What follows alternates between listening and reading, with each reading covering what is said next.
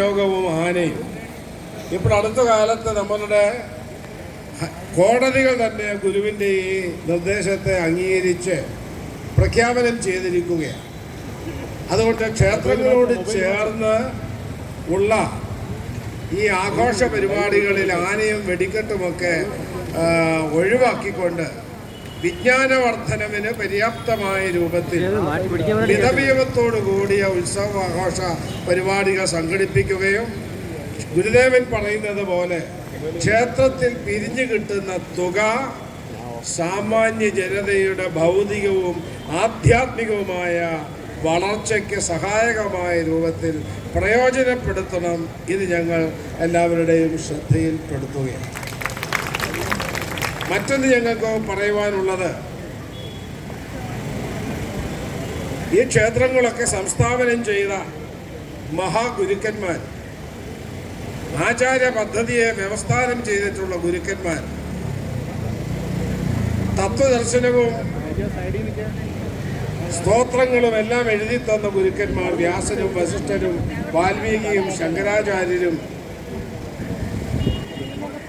ആധുനികരായിരിക്കുന്ന മഹാഗുരുക്കന്മാരുമൊക്കെ എഴുതിയ സ്തോത്രങ്ങൾ ക്ഷേത്രങ്ങളിൽ ആലാപനം ചെയ്യുമ്പോൾ ശ്രീനാരായണ ഗുരു വ്യാസനെയും വസിഷ്ഠനെയും വാൽമീകിയെയും ശങ്കരാചാര്യരെയും പോലെയും അതിനെയും അതിവർത്തിക്കുന്ന രൂപത്തിൽ കവിതകൾ എഴുതിയിട്ടുള്ള മഹാഗുരുവാണ്.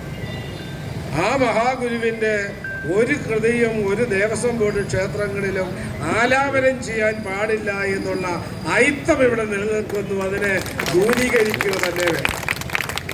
ഗുരുദേവൻ എഴുതിയ ദൈവദശകം, ദൈവോപനിഷത്ത് എന്ന പേരിൽ പ്രൊഫസർ ബാലകൃഷ്ണൻ നായർ അടക്കമുള്ളവർ പ്രഖ്യാപനം ചെയ്ത് 108 ഭാഷകളിലേക്ക് തർജ്ജമ ചെയ്തിട്ടുണ്ട്.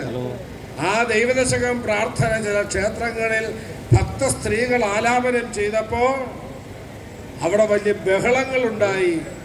ഈ ഐത്താചാരം, ഈ ദുരാചാരം നിലനിൽക്കുന്നിടത്തോളം കാലം ഈ രാജ്യത്തിനും ഈ മതത്തിനും പുരോഗതി കൈവരിക്കുവാൻ സാധിക്കില്ല. അതുകൊണ്ട് തീർച്ചയായും ഈ ദുരാചാരം ദൂരീകരിക്കപ്പെടുക തന്നെ വേണം. അതുപോലെ ക്ഷേത്രങ്ങളോട് ചേർന്ന് മതപാഠശാലകൾ പ്രവർത്തിക്കണം. വ്യാസനും വസിഷ്ഠനും വാൽമീകിയും ശ്രീരാമകൃഷ്ണ പരമഹംസനും വിവേകാനന്ദ സ്വാമിയും ചട്ടമ്പി സ്വാമിയും അടക്കമുള്ള മഹാഗുരുക്കന്മാരെഴുതിയ സദ്ഗ്രന്ഥങ്ങൾ പഠിപ്പിച്ച് ജനതയെ ബോധവാന്മാരാക്കണം. ക്ഷേത്രം ഗുരുദേവൻ അരുളി ചെയ്തിട്ടുണ്ട്, ക്ഷേത്ര വിശ്വാസമില്ലാത്തവർക്കും ക്ഷേത്രം പ്രയോജനപ്പെടണം. ക്ഷേത്രം കേന്ദ്രീകരിച്ച് ജനതയ്ക്ക് ആത്മീയമായ പുരോഗതിയോടൊപ്പം വിജ്ഞാനവർദ്ധനവിന് കൂടി അത് സഹായകമാകണം. അതുകൊണ്ട് ക്ഷേത്രങ്ങളോട് ചേർന്ന് ഈ മഹാഗുരുക്കന്മാരുടെ കൃതികൾ, ഗുരുദേവനടക്കമുള്ള മഹാപുരുഷന്മാരുടെ കൃതികൾ പഠിപ്പിക്കുന്നതിനും മനനം ചെയ്യുന്നതിനുമൊക്കെയുള്ള സൗകര്യങ്ങൾ ക്ഷേത്രങ്ങളോട് ചേർന്ന് ഉണ്ടാകേണ്ടത് ഏറ്റവും ആവശ്യം. ഈ കാര്യങ്ങൾ നിറവേറ്റുന്നതിന് വേണ്ടി അധികാരികളുടെ ശ്രദ്ധയിൽ കൊണ്ടുവരുന്നതിന് വേണ്ടിയാണ് ഗുരുധർമ്മ പ്രചരണ സഭയുടെ ഭാരവാഹികൾ, ഓരോ ജില്ലയിലും മണ്ഡലത്തിലുമുള്ള ഭാരവാഹികളായിട്ടുള്ള ആളുകൾ ഇവിടെ എത്തിച്ചേർന്ന് ഈ ഒരു ആചാര പരിഷ്കരണ യാത്ര നടത്തിയിട്ടുള്ളത്. ഞങ്ങളുടെ ഈ ആവശ്യം കേരള ജനതയുടെ വളർച്ചയ്ക്കും പുരോഗതിക്കും സഹായകമായ ആവശ്യങ്ങളാണ്. ഇതേതെങ്കിലും ഒരു സമുദായത്തിനോ ഒരു വിഭാഗം ജനതയ്ക്കോ വേണ്ടിയുള്ളതല്ല. ഈ നാട്ടിലുള്ള സമസ്ത ജനതയുടെയും പുരോഗതിയെ ലക്ഷീകരിച്ചുകൊണ്ടുള്ള ഞങ്ങളുടെ ഈ നിർദ്ദേശം ഉൾക്കൊള്ളുകയും നടപ്പിലാക്കുകയും ചെയ്യുവാൻ ഗവൺമെൻറ്റും ദേവസ്വം ബോർഡും മുന്നോട്ട് വരുമെന്നുള്ള പരിപൂർണമായ വിശ്വാസമാണ് ഞങ്ങൾക്കുള്ളത്.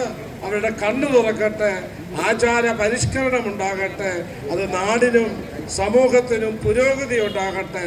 രാജ്യത്തെ ഓർത്തും മതത്തെ ഓർത്തും പിന്നെ പൂജ്യരാം നിങ്ങളെ തന്നെ ഓർത്തും.